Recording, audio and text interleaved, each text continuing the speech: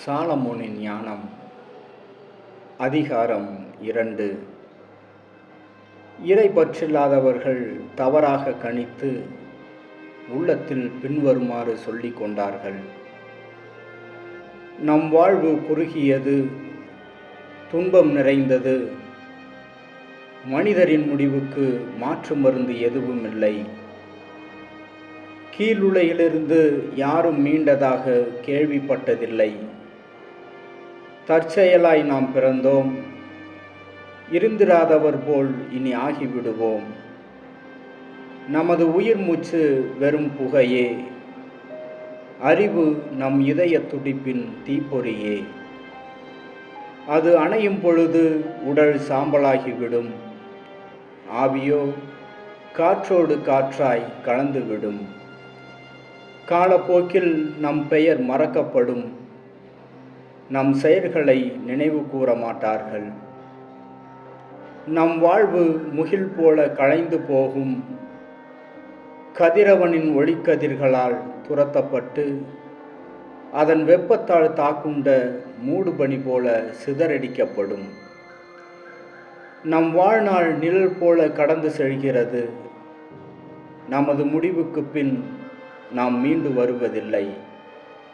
ஏனெனில் முடிவு குறிக்கப்பட்ட பின் எவரும் அதிலிருந்து மீள்வதில்லை. எனவே வாருங்கள், இப்போதுள்ள நல்லவற்றை துய்ப்போம். இளமை உணர்வோடு படைப்பு பொருட்களை முழுவதும் பயன்படுத்துவோம். விலையுயர்ந்த திராட்சை மதுவிலும் நறுமண வகைகளிலும் திளைத்திருப்போம். இளவேனிற் கால மலர்களில் எதையும் விட்டு வைக்க மாட்டோம். ரோசா மலர்களை அவை வாடும் முன் நமக்கு முடியாக சூடிக்கொள்வோம். நம் களியாட்டங்களில் ஒவ்வொருவரும் பங்கு கொள்ளட்டும். இன்பத்தின் சுவடுகளை எங்கும் விட்டு செல்வோம்.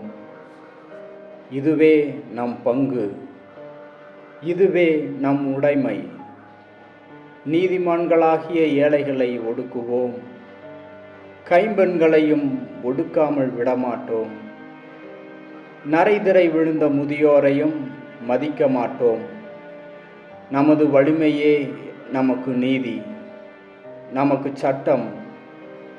வலிமையற்றது எதுவும் பயனற்றதே. நீதிமான்களை தாக்க பதுங்கியிருப்போம், ஏனெனில் அவர்கள் நமக்கு தொல்லையாயிருக்கிறார்கள். நம் செயல்களை எதிர்க்கிறார்கள். திருச்சட்டத்துக்கு எதிரான பாவங்களுக்காக நம்மை கண்டிக்கிறார்கள். நற்பயிற்சியை மீறிய குற்றங்களை நம்மீது சுமத்துகிறார்கள். கடவுளை பற்றிய அறிவு தங்களுக்கு உண்டு என அவர்கள் பறைசாற்றுகிறார்கள். ஆண்டவரின் பிள்ளைகள் என தங்களை அழைத்து கொள்கிறார்கள். அவர்களது நடத்தையே நம் எண்ணங்களை கண்டிக்கிறது. அவர்களை பார்ப்பதே நமக்கு துயரமாய் உள்ளது.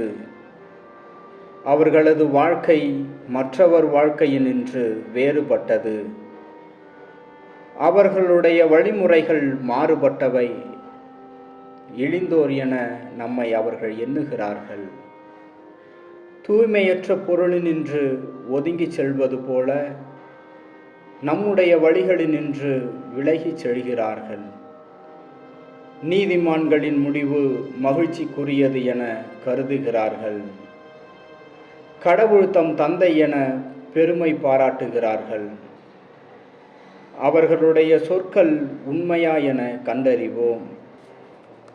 முடிவில் அவர்களுக்கு என்ன நிகழும் என ஆய்ந்தறிவோம்.